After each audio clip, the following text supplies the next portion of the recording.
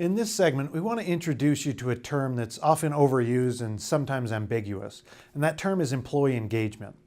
What we're going to want to do is get really specific in how we're defining it, and we're also going to introduce you to two things: data as to why employee engagement is so critical for organizations, and also what a leader's role is in creating employee engagement. Now, the first thing we want to do, and one of the challenges that we have, is defining engagement. Because I'll be honest with you, from an academic perspective or a scholarly perspective, it's really ill-defined. It's a lot of people use engagement in different ways, and so we want to, for our purposes today, we want to sort of define it specifically so that we can have it be functional and operational for us. So, from Kahn, who did a study as early as 1990. 25 years ago, says engagement is the harnessing of organization members' selves to their work roles. In engagement, people employ and express themselves physically, cognitively, and emotionally during role performances. So basically what it is are you bringing your whole self to work? Do you identify with your job and saying, yeah, this is part of who I am, and so it's going to get every part of me? An engaged employee is eager to give everything they have to a job, right?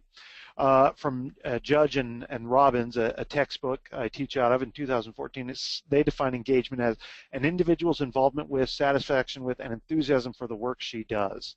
Okay, and you'll see in that second half of that definition that engaged employees are passionate about their work. Okay, whereas disengaged employees, and this is a phrase we use often in our classes together, they're going to do enough to not get fired, right? So basically, an engagement or an engaged employee is the one that's doing that extra something that makes organizations thrive. They're giving their complete selves, their creativity, everything to the job because their job has captured them in the best possible sense of the term. It has engaged them, and that's really what we're going for.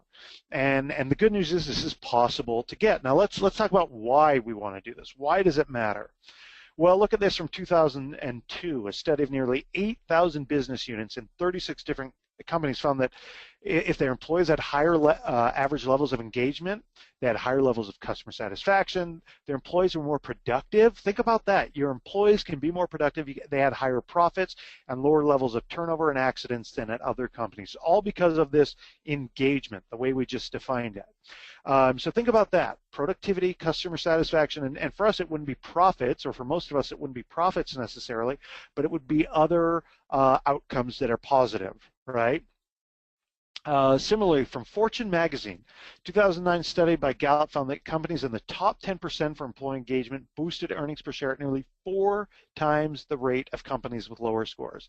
This is massive. This is hard data. This is evidence-based answers to why engagement matters. And then finally, from the APA, American Psychological Association, from a study they did, that employee satisfaction and engagement are related to meaningful business outcomes at a magnitude that is important to many organizations, and here's the key part for us, and that these correlations generalize across companies. If you are in an organizational setting, whether that's private or public, engagement matters for meaningful business outcomes. Right, and this is what we want to accomplish as leaders. This is what we're trying to do. This is what we're trying to get. So what is a leader's role, right? It's certainly not Dilbert here, although there are many people that have talked about engagement in the wrong ways, and they feel that this is sort of what it's about, right? It's has something to do with you idiots working harder for the same pay, right? And so the boss is supposed to be happier, and obviously that's not what it's about. But Kouzes and Posner wrote the Leadership Challenge and A Leader's Legacy, and there are a couple of professors out in California who've written a lot and published a lot, did a massive study. This is what they say. Think about this for a second. A leader's actions contribute more to such factors as commitment, loyalty, motivation, pride, and productivity than does any other single variable. So in other words, that commitment, loyalty, motivation, pride, productivity, that's all engagement, okay? That's all engagement. And what has more impact on that than any other variable? A leader's actions. Think about the weight and responsibility you have then as the primary leader, anybody that you manage directly.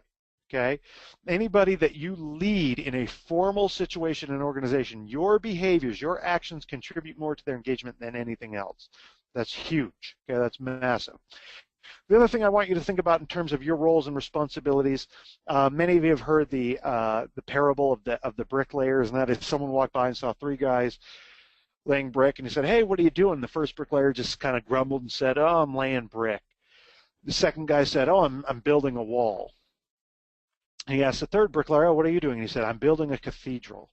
A leader's job is to create engagement to the point where your employees recognize the bigger picture of what they're doing. They say, "Hey, I'm building a wall." And how do you do that?